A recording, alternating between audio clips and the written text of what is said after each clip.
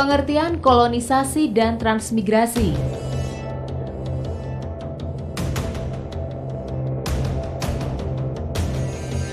Kolonisasi adalah perpindahan penduduk ke daerah koloni atau daerah jajahan. Program ini merupakan bagian dari politik etis yang dicanangkan Gubernur Jenderal Van de Venter, yakni politik balas budi pada rakyat Indonesia yang meliputi program irigasi, edukasi, dan kolonisasi.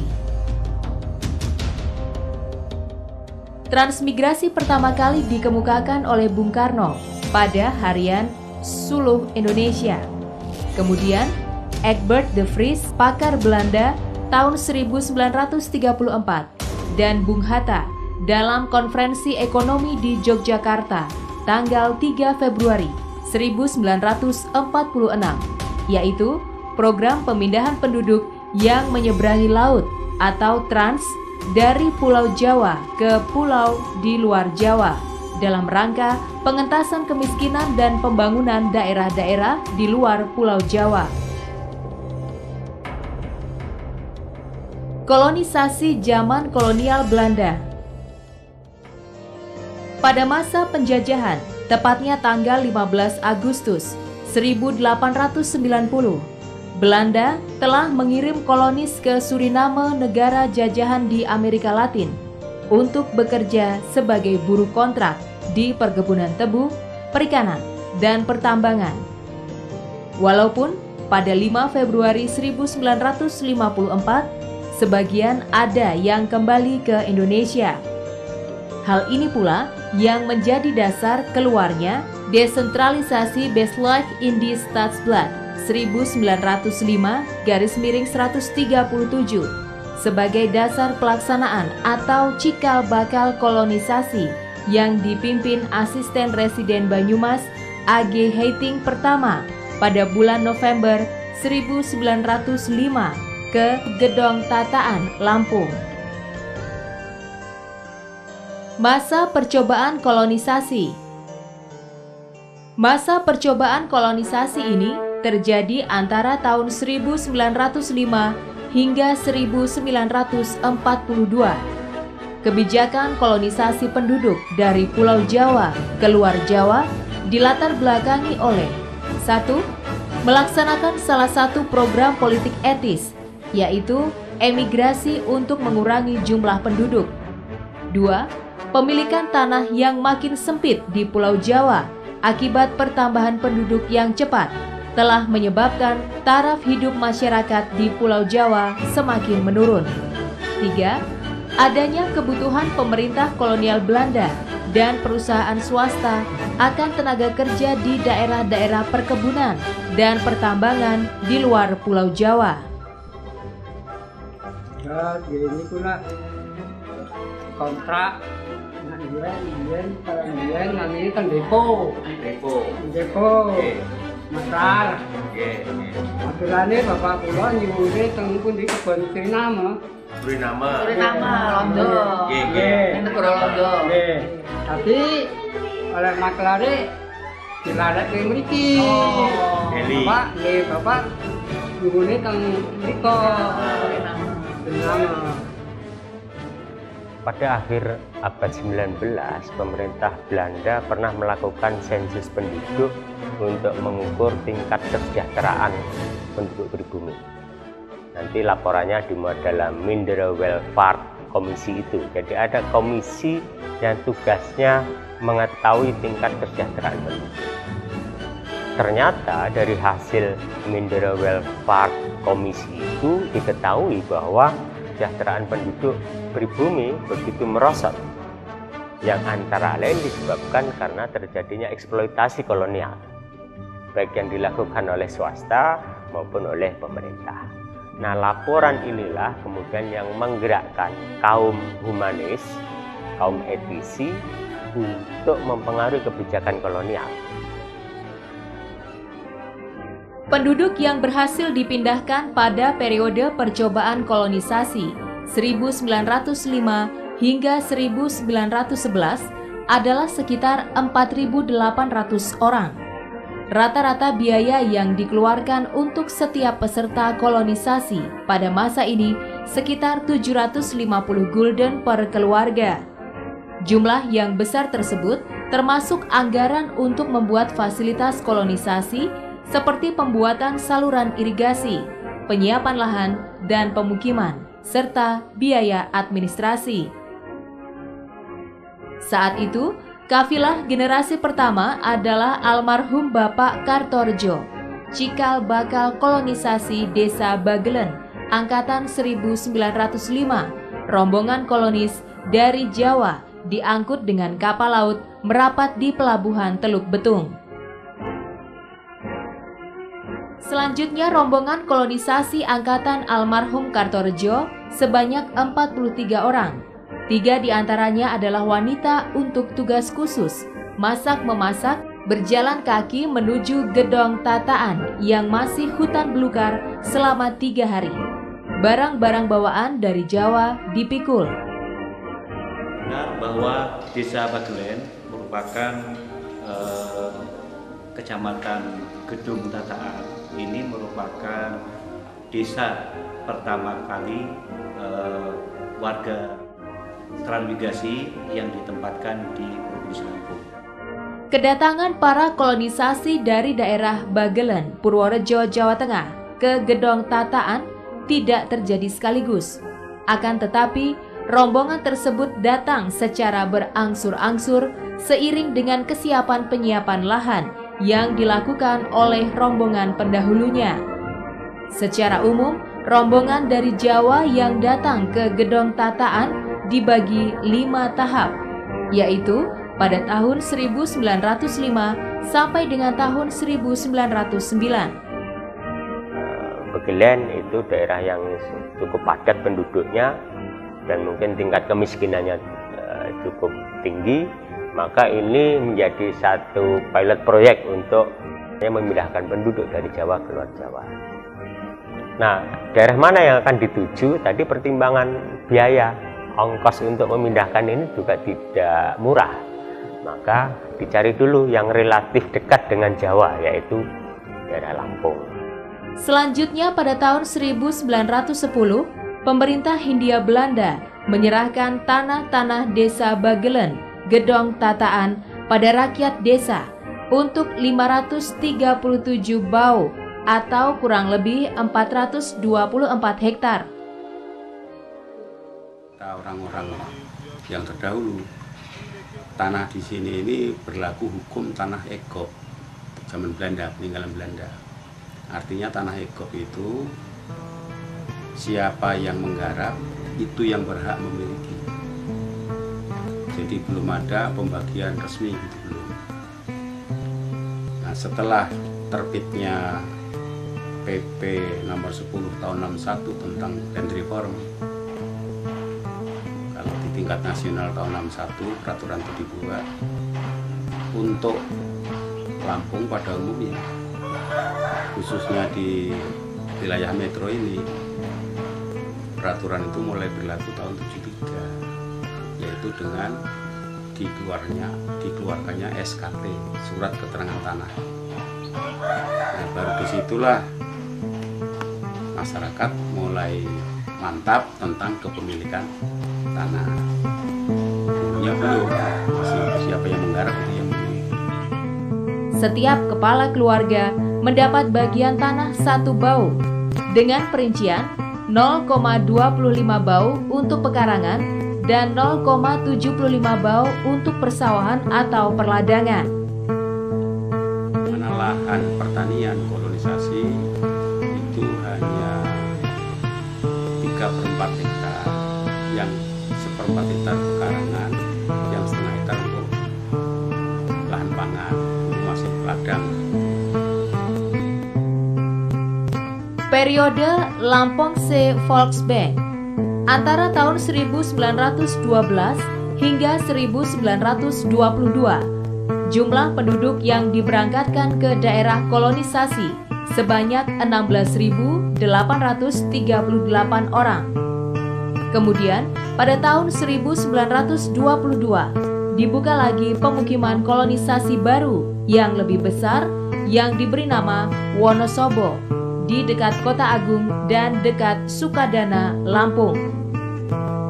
Berikutnya dibuka unit pemukiman kecil di Sumatera Selatan, Bengkulu, Kalimantan, dan Sulawesi. Hingga akhir tahun 1921, jumlah penduduk asal Jawa di desa-desa kolonisasi Gedong Tataan, Pesawaran, Lampung telah mencapai jumlah 19.572 orang. Antara tahun 1905 hingga 1929, jumlah orang Jawa yang dipindahkan keluar Jawa sudah mencapai angka 24.300 orang.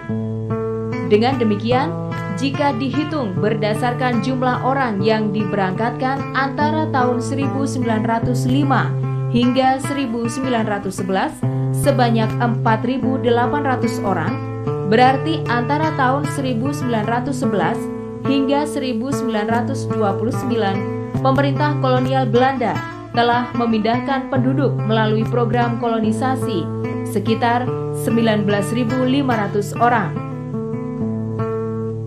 Untuk mendukung pelaksanaan kredit kolonisasi, pemerintah kolonial mendirikan Lampongse Volksbank pada Maret 1911. Namun kekuatan lembaga keuangan tersebut tidak bertahan lama. Pada 1926, masalah perkreditan telah berakumulasi yang mengakibatkan pada 1928 bank mengalami kebangkrutan. Kasus Lampung ada Lampung Volksbank ternyata bangkrut karena apa yang dipinjamkan tidak bisa segera dikembalikan, kan lama-lama bangkrut. Ini contoh bahwa mungkin sampai sekarang pun kegiatan transmigrasi itu kalau tidak ditopang dana yang cukup kan juga cukup menyulitkan baik bagi pemerintah maupun orang-orang yang menjadi transmigrasi. Zaman depresi ekonomi dunia. Pada tahun 1930 terjadi depresi ekonomi dunia. Menjelang depresi ekonomi tahun 1929 hingga 1930, terjadinya arus migrasi penduduk yang deras dari Pulau Jawa untuk menjadi kuli kontrak di Sumatera. Depresi ekonomi yang terus berlanjut telah berpengaruh terhadap perekonomian pemerintah kolonial Belanda. Pada periode ini, ada penekanan untuk mengkaitkan kegiatan kolonisasi dengan upaya membangun basis penyediaan pangan, khususnya beras, untuk Pulau Jawa. Sejak tahun 1930, terjadi arus perpindahan penduduk dari Pulau Jawa keluar Pulau Jawa melalui kolonisasi secara besar-besaran.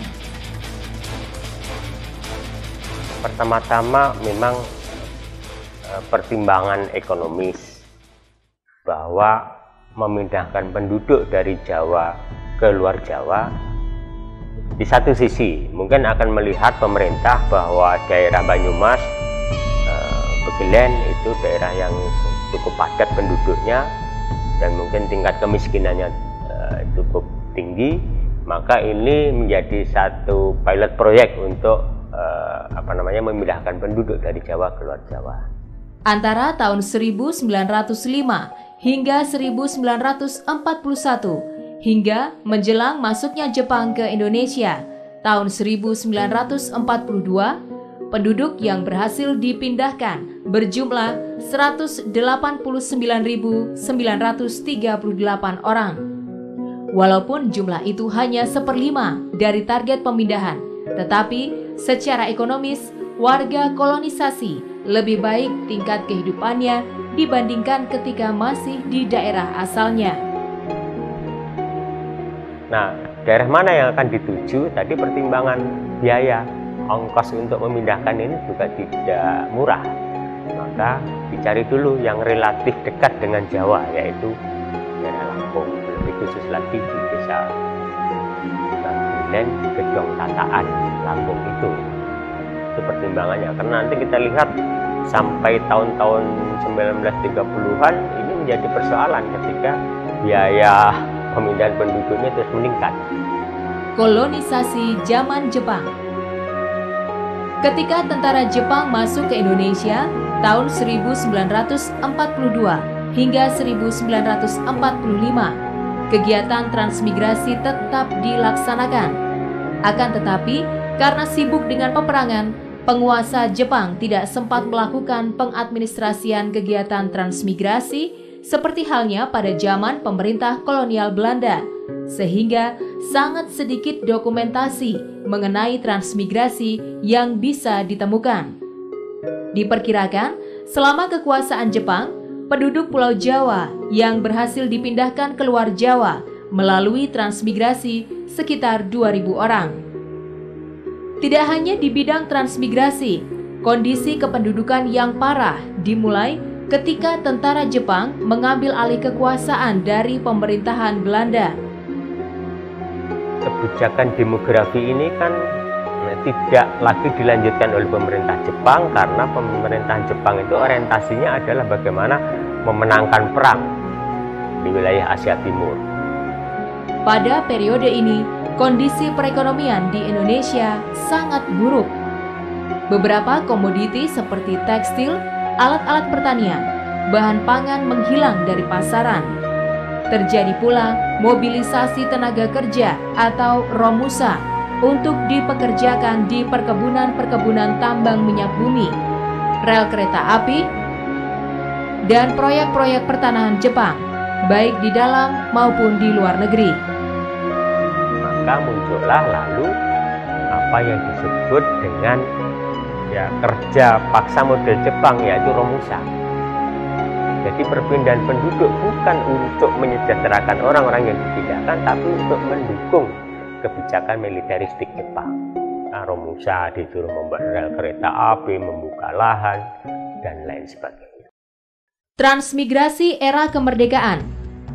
Sejak proklamasi kemerdekaan, Indonesia telah menerbitkan undang-undang dan peraturan yang berkaitan dengan ketransmigrasian, yaitu Peraturan Pemerintah Nomor 56 Tahun 1958 tentang pokok-pokok penyelenggaraan transmigrasi, Perpu Nomor 29 Tahun 1960 tentang pokok-pokok penyelenggaraan transmigrasi, Perpres Nomor 5 Tahun 1965 tentang Gerakan Nasional Transmigrasi, Undang-Undang Nomor 3 Tahun 1972 tentang pokok-pokok ketransmigrasian, Undang-Undang Nomor 15/1997 tentang ketransmigrasian, dan Undang-Undang Nomor 29/2009 tentang ketransmigrasian. Jadi setelah kita merdeka, memang banyak hal yang harus dibenahi. Ya, tentu saja dalam euforia kemerdekaan yang begitu kuat, anti kolonial, kebebasan, demokrasi, dan lain-lain, itu memang kita sedang dalam rangka belajar bernegara dan berbangsa. Oleh karena itu, mengenai kebijakan transmigrasi itu memang juga belum dilakukan dengan baik. Masa Orde Lama. Ketika baru merdeka dari penjajahan Jepang, di Indonesia masih terjadi gejolak politik, sehingga permasalahan kepadatan penduduk masih terabaikan. Baru tahun 1948, pemerintah Republik Indonesia membentuk panitia untuk mempelajari program serta pelaksanaan transmigrasi yang diketuai oleh AHD Tambunan. Di Provinsi Lampung, penyelenggaraan transmigrasi termasuk istimewa karena Lampung daerah pertama tujuan kolonisasi tahun 1905. Selain itu, tahun 1950 di Lampung telah dilaksanakan program transmigrasi pasca kemerdekaan. Di Lampung pula ada unit pemukiman transmigrasi tematik, misalnya transmigrasi yang dilakukan melalui Biro Rekonstruksi Nasional atau BRN tahun 1951 di Sumberjaya. Transmigrasi Angkatan Darat atau Transat di Poncowati, Lampung Tengah, tahun 1964. Berdasarkan keberhasilan penempatan pertama tersebut, kemudian pada tanggal 12 Desember 1950, sebanyak 23 kakak dengan 77 jiwa transmigran ditempatkan di Provinsi Lampung melalui pola Trans Tunakarya, Trans Bencana Alam, dan Trans Pramuka. Tanggal 12 Desember kemudian ditetapkan sebagai Hari Bakti Transmigrasi. Ini adalah untuk pertama kalinya pemerintah Hindia Belanda, pemerintah Indonesia melaksanakan program perpindahan penduduk sebanyak 23 kepala keluarga dengan rincian 2 kakak ke Sukadana, Kabupaten Lampung Timur, dan 21 kepala keluarga ke Lubuk Linggau. Maka pada tanggal 12 Desember 1950 itu dijadikan Hari Bakti Transmigrasi. Masa Orde Baru.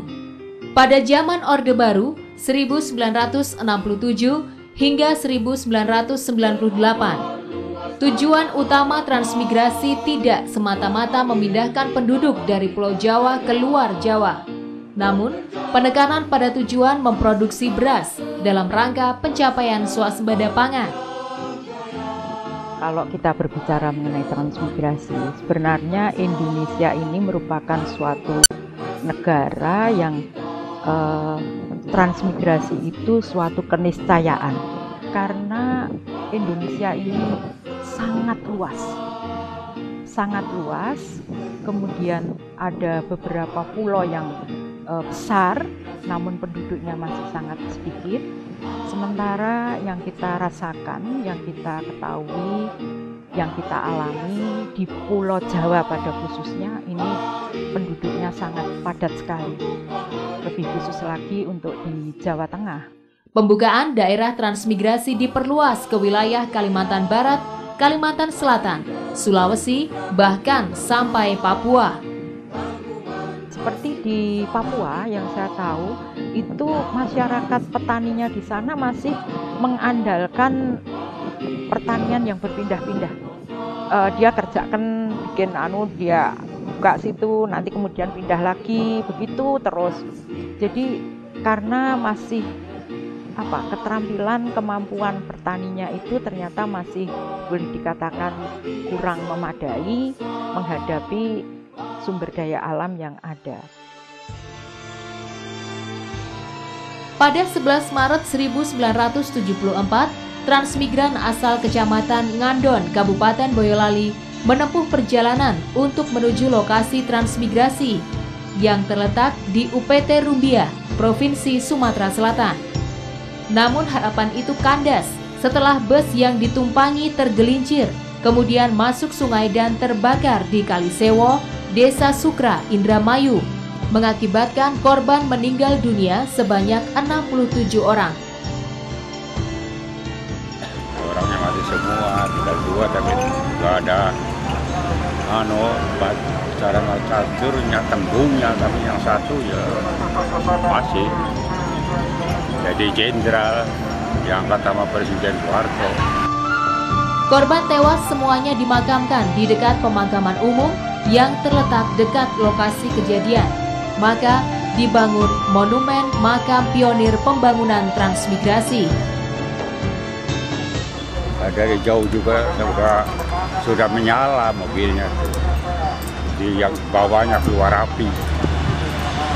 Lalu tahu datang sini ada hujan kecil gerimis, jadi Maba Darurat itu licin, langsung dibakar kiri, Malik.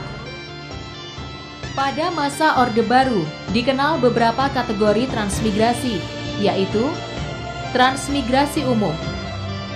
Transmigrasi umum adalah pengiriman transmigrasi yang pelaksanaannya dan pembiayaannya ditanggung oleh pemerintah.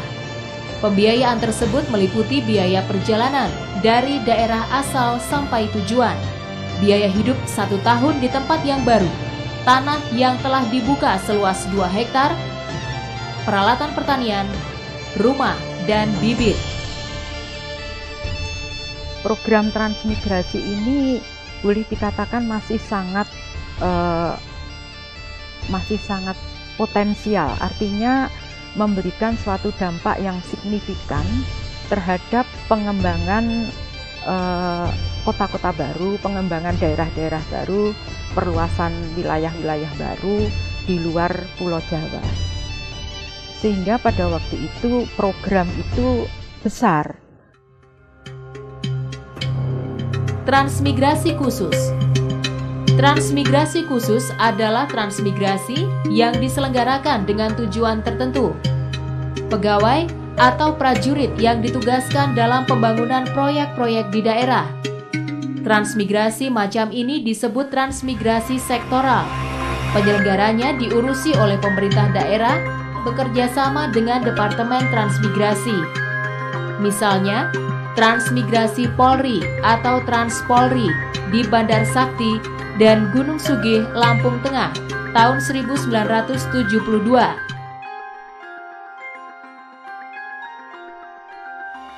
Transmigrasi Pramuka atau Transpram di Wai Abung dan Raja Basa Lama, Wai Jepara, Lampung Timur, tahun 1976. Transmigrasi Angkatan Darat atau Transat di Kalimantan Barat, Transmigrasi Angkatan Laut atau Transal, dan Transmigrasi Angkatan Udara atau Transau di Lampung.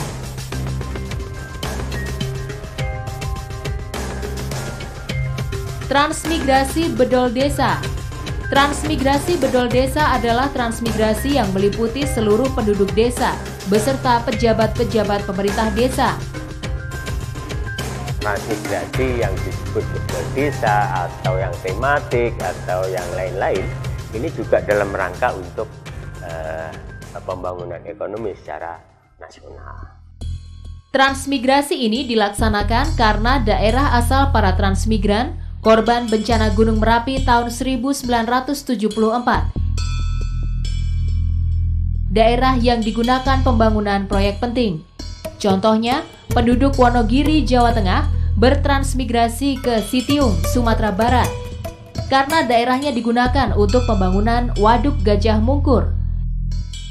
Dan transmigrasi penduduk daerah Kedung Ombo, Grobogan, Boyolali, Sragen, Jawa Tengah. Pemindahannya itu lengkap dengan seluruh perangkat desanya, maka dinamakan bedol desa gitu. Jadi ya lurahnya ya berangkat, ya careknya ikut berangkat, bayannya berangkat gitu. Tapi ada juga yang tidak mau berangkat. Ini tetangga-tetangga saya yang sekarang ini, yang di keliling saya ini, kebanyakan mereka pindahan dari Waduk Gajah Mungkur yang tidak mau untuk berpindah ke luar Jawa. Di satu sisi, contoh tadi Wonogiri bedol desa untuk Waduk Gajah Mungkur. Ini kan tidak selamanya kebijakan publik itu bisa diterima dengan mudah. Karena bagi masyarakat setempat, ini berarti dia harus meninggalkan desanya, meninggalkan tradisinya, meninggalkan apa-apa yang bertahun-tahun dia miliki di situ untuk pindah ke tempat lain. Tapi ternyata masyarakat yang sekarang berpindah secara bedol desa itu di sana dia hidupnya juga makmur, tapi juga ternyata mempunyai dampak positif terhadap masyarakat lain. Contohnya Sukoharjo. Sukoharjo itu sekarang bisa menikmati irigasi dari Waduk Gajah Mungkur. Sehingga pada waktu saya jadi Kakanwil Transmigrasi di Jawa Tengah, saya rapat koordinasi di Kabupaten Sukoharjo. Pak Bupatinya itu dia menyumbang gamelan. Ada 3 atau 4 waktu itu hasil urunan petani-petani Sukoharjo yang merasa mendapatkan manfaat dari pembangunan Waduk Gajah Mungkur.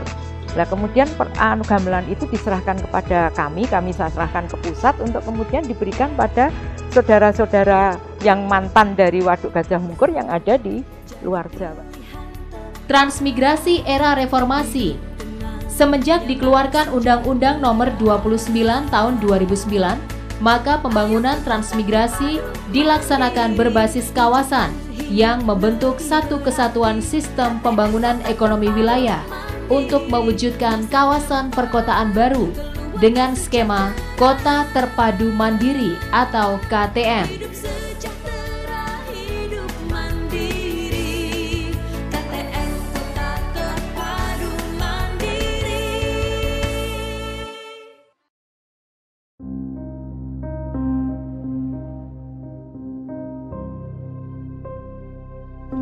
Tentunya harapan kami dengan adanya transmigrasi ini merupakan suatu sejarah yang dapat memberikan pengetahuan kepada bangsa Indonesia bahwa pentingnya perpindahan penduduk di masa itu menjadikan sejarah sehingga bisa memberikan contoh kepada masyarakat generasi muda untuk lebih mengenang, untuk lebih ingat bahwa Indonesia ini maju dengan adanya program transmigrasi.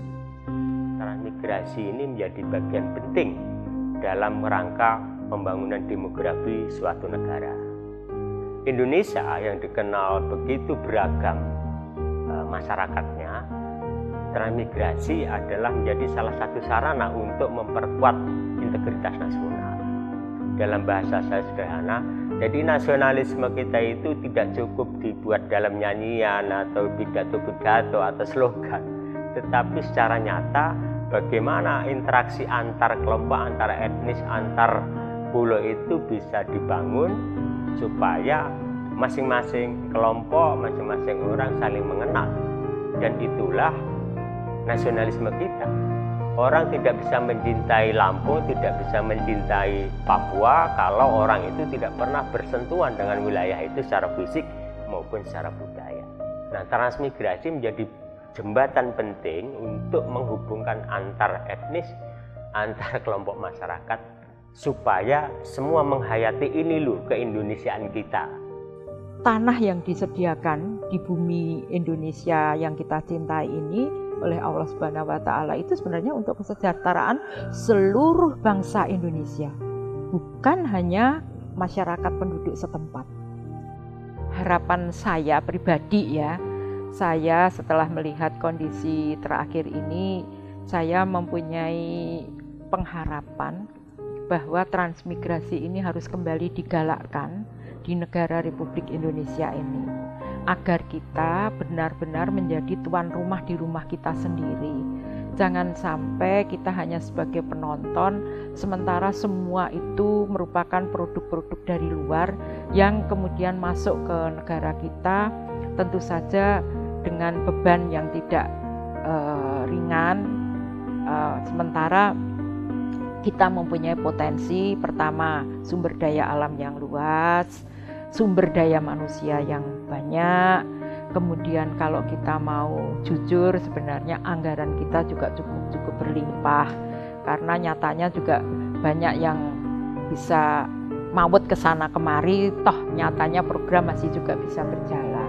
Lah lebih-lebih kalau kemudian negara kita itu dilaksanakan dengan bersih, ya tentu saja tanpa adanya korupsi di sana sini, kemudian semuanya itu tertuju kepada kemakmuran bangsa dan negara, insya Allah Indonesia Raya yang kita cintai ini akan menjadi negara yang makmur, negara yang sejahtera, bisa mewujudkan cita-cita sebagaimana yang tercantum dalam pembukaan Undang-Undang Dasar Republik Indonesia tahun 1945. Kanthi menika kula alhamdulillah dateng pemerintah anggenipun ngangkataken transmigrasi dhateng mriki pinaringan subur makmur. Terima kasih kepada seluruh warga transmigrasi dan masyarakat sekitar kawasan transmigrasi yang telah berjuang dengan gigih dalam meningkatkan kesejahteraan dan mempercepat pembangunan daerah.